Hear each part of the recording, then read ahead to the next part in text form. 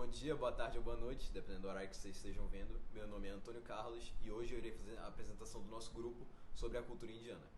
A trajetória da civilização indiana tem origem em aproximadamente 3.300 a.C., o período em que se encontram vestígios de um dos mais antigos centros urbanos formados nas proximidades do rio Indo.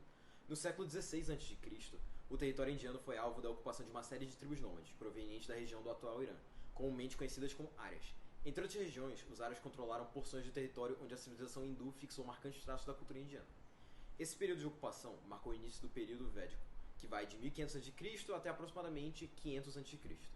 As grandes fontes documentais que narram a história indiana nessa época são um conjunto de hinos religiosos conhecidos como Vedas.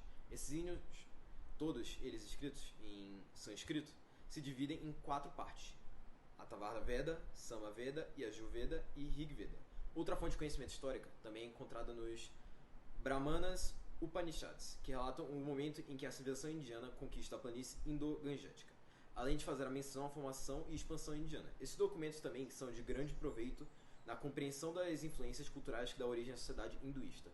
É justamente quando observamos a organização da sociedade indiana em castas. As castas organizaram a sociedade indiana durante vários séculos. Dentro desse modelo, a condição de um indivíduo é determinada pelo seu nascimento.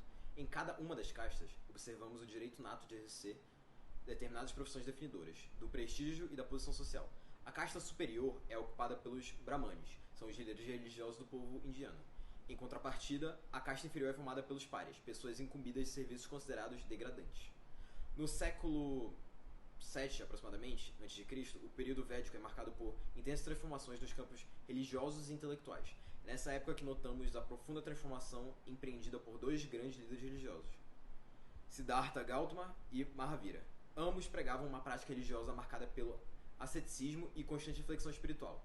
Siddhartha Gautama foi responsável pela criação do budismo e Mahavira do precursor do jainismo.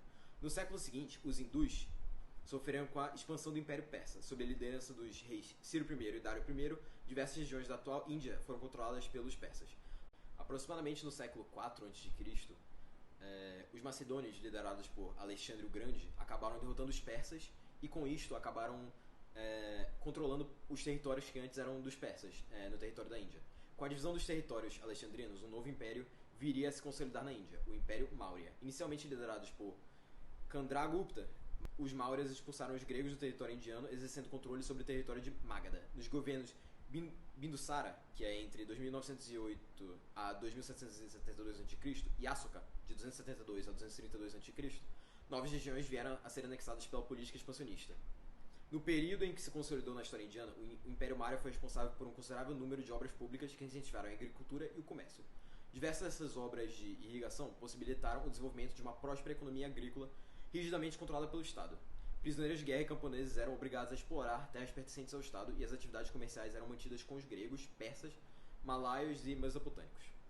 A crise do Império Maurya possibilitou a invasão de outros povos. No século II a.C., o reino de Bactria controlou a porção oriental do antigo Império Macedônico sob a liderança de Demétrio II. Em 80 a.C., os Sakas, povo oriundo da Ásia Central, realizaram a expulsão dos gregos do território indiano e controlaram a região de Punjab. Nesses períodos diversos, reinos dividiram a Índia: os Andaras, Sungas, Tâmiles, Bharás, Ivas e Kusantas. A cultura indiana é rica em vários aspectos e fortemente estabelecida em características marcantes decorrentes da forma como os indianos vivem.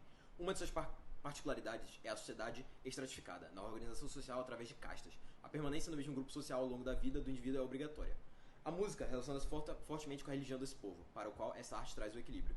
Em relação à religião, as religiões indianas são o hinduísmo, o budismo, o jainismo e o sikhismo. O hinduísmo é a religião que mais compreende em relação ao número de adeptos no mundo. As casas indianas costumam ter um santuário onde os atos de adoração envolvem oferenda de incenso, flores e frutos aos deuses.